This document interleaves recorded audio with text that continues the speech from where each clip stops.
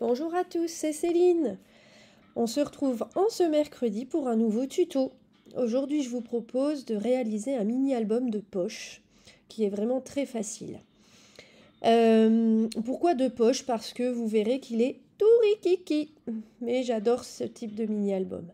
Donc j'ai choisi d'utiliser ce bloc de chez Action parce que les papiers, je les trouve sympas. Et vous avez des die-cuts, des étiquettes. Bon, à la base, c'est un bloc pour faire du planeur. Mais bon, moi, je ne fais pas du tout de planeur. Donc, voilà, j'ai choisi de l'utiliser pour faire plutôt des mini-albums. Donc, je jette mon dévolu sur l'une des feuilles avec des branchages, des feuillages, puisque le mini-album que je vais faire, ce sera avec des photos d'un pique-nique que nous avons fait le week-end dernier. Et donc là, je vous montre tous les die-cuts qu'il y a dans ce bloc. Donc c'est vraiment complet, c'est très sympa parce qu'il n'y a pas que les papiers, on a vraiment plein de die-cuts super mignons, donc pour un thème printanier, c'est parfait. Voilà, donc je vais prendre cette feuille de papier là, et nous allons réaliser la structure de ce mini-album. Je vous ai donc préparé un croquis. Donc comme tout croquis, tout ce qui est en pointillé, c'est à plier. Tout ce qui est en ligne droite, c'est à couper. Et les hachures, ce sont des parties à ôter. Donc je vais prendre un morceau de 30,5 par 22. Voilà, 30,5 par 22. Attention à l'envers de votre feuille. Veillez si c'est un motif qui a un sens, voilà, faites attention. Donc dans la partie des 30,5, je vais faire des plis à 9,5, 10,5, 20 et 21. Voilà, 9,5, 10,5, 20 et 21. Dans la partie de 22, je vais faire un pli à 6, à 7, à 15 et à 16.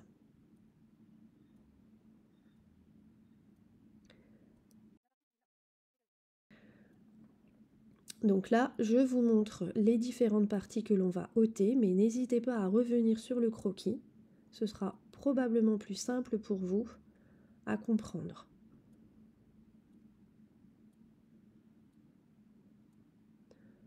Voilà, on prend les petites marges de 1 cm, on les coupe aussi.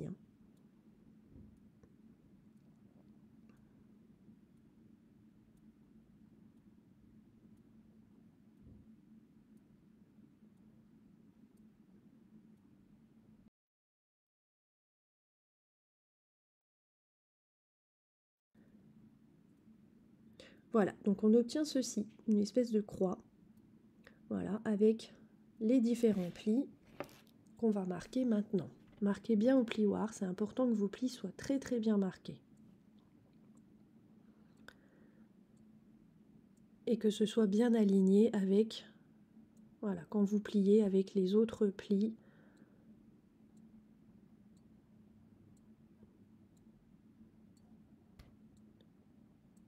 Voilà, donc là on a notre base. On va venir faire nos coupes en biseau. Donc vous allez prendre à 2 cm du deuxième petit pli de chaque côté, voilà. Et sur la partie du haut, vous allez faire un repère à 3,5 ainsi qu'à 6. Il vous reste à peu près 2,5 cm au milieu. Vous faites pareil de l'autre côté, à l'opposé. Voilà, et là vous coupez en biseau en alignant bien vos deux repères. Pareil de l'autre côté, le côté opposé.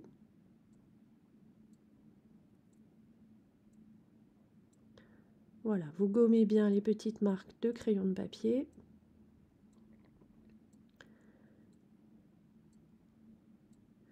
Et moi, ce que je fais, c'est qu'avec mon petit ciseau de précision, je viens légèrement arrondir les ongles.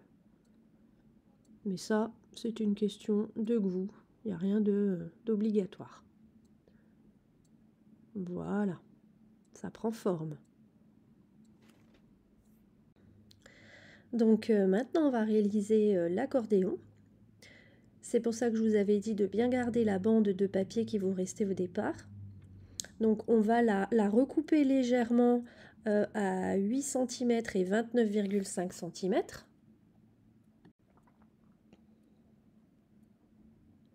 On va faire des plis, donc un premier pli à 1 cm du bord, puis à 10,5 et à 20 cm.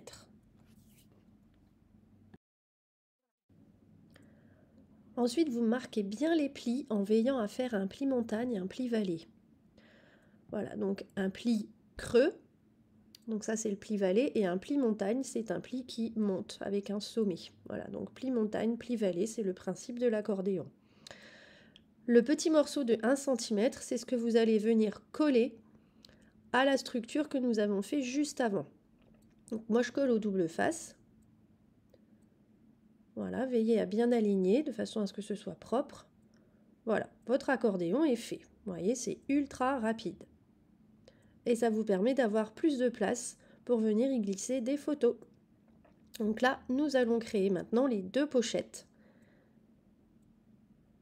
Donc j'ai jeté mon dévolu sur ce papier à pois. Donc c'est un papier avec du foil. Les pois sont dorés scintillants. Et donc ici, je vais venir créer les deux fameuses pochettes. Donc je vais couper une bande de, un morceau pardon, de 9 cm,4 9,4 par 8. Donc c'est très précis parce que là on est vraiment à 1 mm près. Donc prenez bien ces mesures-là, 9,4 par 8. Donc pour la deuxième pochette, pardon, je vais prendre un autre morceau de 9,3 cette fois-ci par 8. 9,3 par 8.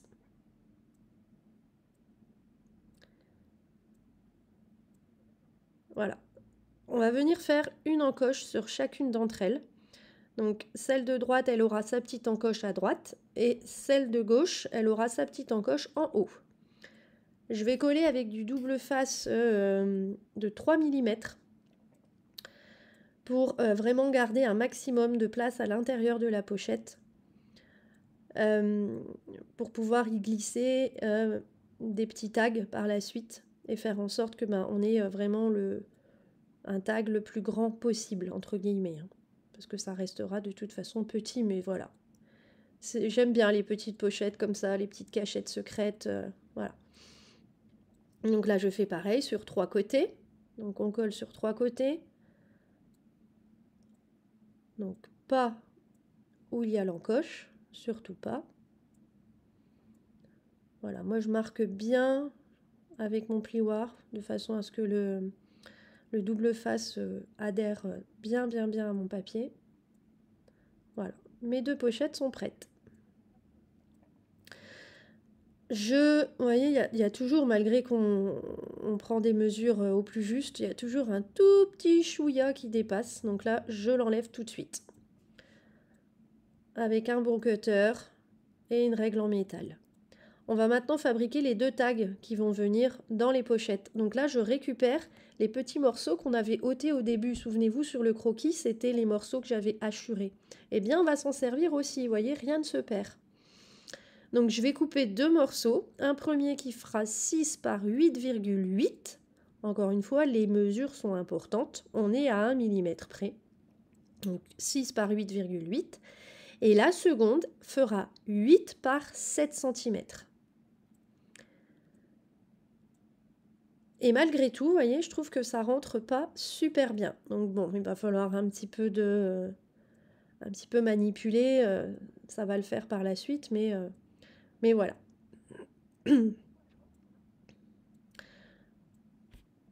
On va créer maintenant la fermeture de ce mini-album. Alors là, je voulais pas une fermeture avec une corde autour ou une ficelle autour et un nœud, je voulais changer. Et donc j'ai décidé d'utiliser ces petits fermoirs métalliques. Donc ici, il est un peu couleur bronze. Si mes souvenirs sont bons, ça venait de Zibuline. Mais je dis peut-être une bêtise. Donc là, j'ai fait un point, j'ai marqué un petit repère que j'ai poinçonné là, avec mon poinçon et un tapis de souris en dessous, de façon à avoir une surface molle, à peu près au milieu. Hein, au milieu, donc j'avais pris un bord, enfin il y avait 5 cm, j'ai pris à 2,5 quoi. Je colle mon petit aimant. Donc ça c'est à part, hein. C'est à part, je l'ai acheté à part l'aimant, j'avais acheté ça sur Amazon. Donc un petit aimant que je vais pour commencer coller avec un tout petit morceau de double face, mais vraiment tout petit morceau, juste de façon à voir voilà, où est-ce que ça va arriver exactement pour que tout soit bien centré, bien aligné. Et là maintenant je vais rajouter par-dessus du double face. Donc les aimants ils collent très très bien, donc vous pouvez rajouter un petit peu d'épaisseur dessus, pas trop non plus évidemment, hein, on va pas mettre un morceau de carton dessus, hein. Mais là le morceau de double face c'est pas gênant, ça passe très bien.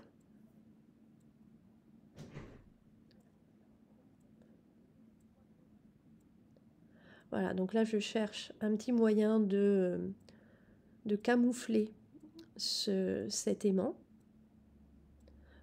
Voilà, méfiez-vous parce que ça peut déborder en bas, ça fera pas joli du tout.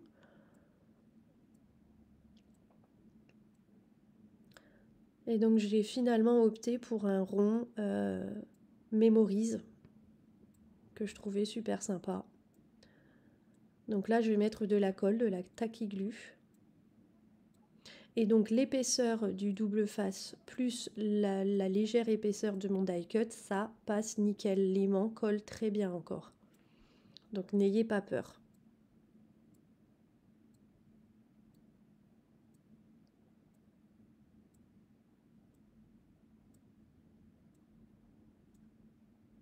Voilà, j'appuie bien, je colle bien et vous verrez que c'est nickel. Il y a une très bonne adhérence avec le fermoir. Voilà, j'adore. Je trouve que ça change et puis ça lui donne un côté vraiment précieux. Voilà, donc je le déplie pour vous montrer ce que ça donne. Donc on a déjà de quoi mettre pas mal de photos, mine de rien. Voilà, donc maintenant on passe à la déco. J'ai donc imprimé sur du papier cardstock texturé de chez Action des photos d'un pique-nique du week-end dernier. Donc moi je mets en place en fait mes photos sur mon traitement de texte et ça me permet de les redimensionner à la taille souhaitée en gardant en fait la proportionnalité. Ça m'évite d'avoir des visages déformés, etc. Donc chacune de mes photos mesure environ 8 cm de large sur 6,5 de haut. Donc le but ici c'est d'essayer de mettre un maximum de photos dans ce mini-album. Donc moi je vais en mettre 8, mais vous avez la possibilité d'en mettre environ 10. Donc je veille en fait ici sur l'envers de mon accordéon à mettre les photos en mode portrait. Et sur l'endroit de mon accordéon, je suis venue mettre mes photos en mode paysage. Je trouve que c'est plus harmonieux. Donc là on va le regarder déplier. Donc là les photos paysages, il y en a 4 et les photos portraits, il y en a 4. Donc 8 photos au total. Mais vous voyez les endroits où il y a les petites encoches, vous pouvez tout à fait mettre une photo de plus ici aussi. C'est pour ça que je vous dis 8 photos à peu près. 10 photos c'est possible, pardon. Moi je voulais mettre de la décoration sur ces deux pochettes, donc je me suis contentée de 8 photos. Ici je vais rajouter un petit onglet qui était dans les die cut du bloc Action. Ça va me permettre de pouvoir le tirer plus facilement. Et donc là, j'ai pris pareil les die cut et je m'amuse à faire une petite superposition d'étiquettes pour décorer un peu ce tag.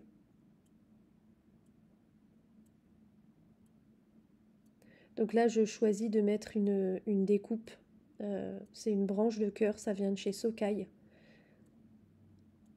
parce que je voulais absolument rajouter quelque chose de plus fin et je n'avais pas ça dans les die cut Action.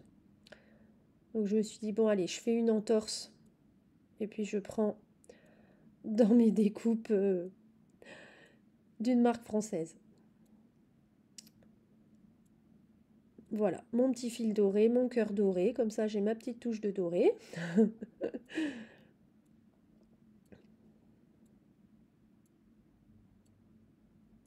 Voilà, je fais un peu de place parce que bon, moi quand je suis en plein projet, c'est vite le bazar sur mon bureau.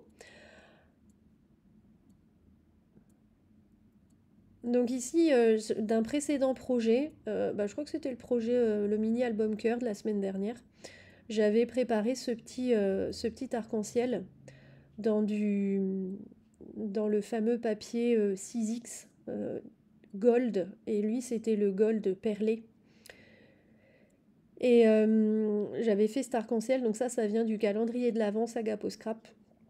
Et je l'aime vraiment, vraiment beaucoup cet arc-en-ciel. Bon, j'adore les arcs-en-ciel de toute façon, mais voilà, celui-là, je le trouvais super joli. Je me suis dit, oh bah tiens, ça va être bien joli pour mon mini. Donc, il a pris place.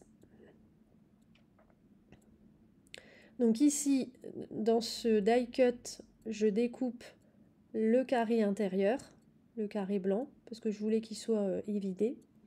Et je vais venir le décorer.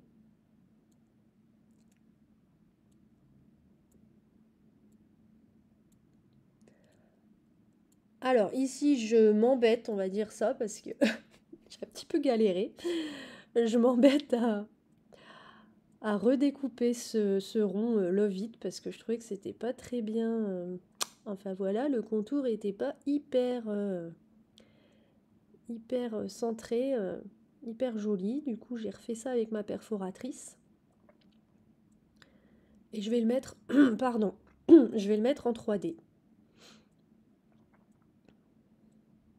Voilà, j'ajoute ma petite touche de doré avec un petit branchage fougère coupé dans du papier doré. Je vous montre pas toute la déco du mini, vous le verrez après de toute façon, hein. Mais là, je voulais faire avec vous la décoration de la couverture. Alors, je veux absolument mettre ce papillon, mais je sais pas comment le mettre. Enfin, la couverture, je vous avoue qu'elle m'a donné du fil à retordre. Ce branchage doré, je trouve que ça va pas. Ce branchage blanc, je trouve que ça va pas non plus. Bon, du coup, je décide de coller ce morceau d'étiquette de die cut aussi du bloc Action. Ici, je coupe un peu en billets cette étiquette aussi du bloc avec le petit liseré doré. Et finalement, j'ai pas du tout utilisé les die cut Action parce que vraiment je trouvais pas mon bonheur, ça n'allait pas du tout comme je voulais.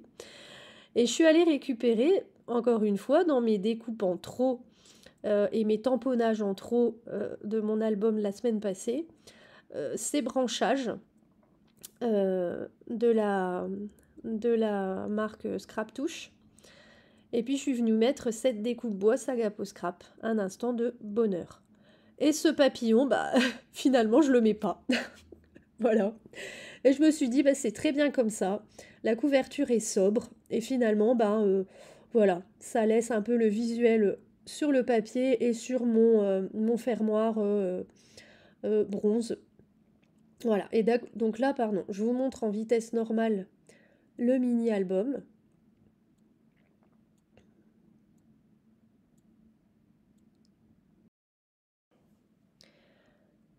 Je profite de ce petit projet pour vous préciser que la plupart des tutos que je vous propose, notamment les mini-albums, sont des tutos mûrement réfléchis en fait. Parce que pour mes mini-albums, je fais généralement, je dis pas tout le temps, mais généralement un prototype. Pour voir voilà, ce que ça donne, si je vais pas proposer quelque chose de pourri sur ma chaîne. Donc voilà, sachez-le que c'est ce mini-album d'aujourd'hui, il y a eu un prototype avant. Il y a eu un prototype et celui-ci, c'est de la version finale que je vous propose ici en tuto. c'est important pour moi d'essayer de proposer sur ma chaîne des choses qui sont pertinentes, et qui viennent de moi surtout. Voilà.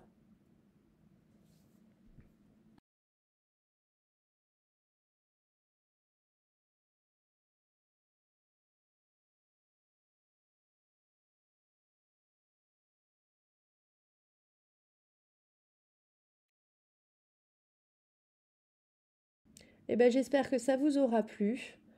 En tout cas, j'ai pris beaucoup de plaisir à préparer ce mini-album de poche. Je l'ai appelé comme ça parce qu'il est vraiment tout petit, hein, 9 cm 5 par 8 cm, c'est assez petit. Voilà, et ben écoutez, je vous souhaite une belle journée. Si ce projet vous a plu, bah, vous savez ce qu'il faut faire, me mettre un petit commentaire, un petit pouce vers le haut. Si vous n'êtes pas abonné, vous abonnez évidemment. Et puis surtout, si vous reproduisez ce tuto, montrez-moi. À bientôt, bye bye.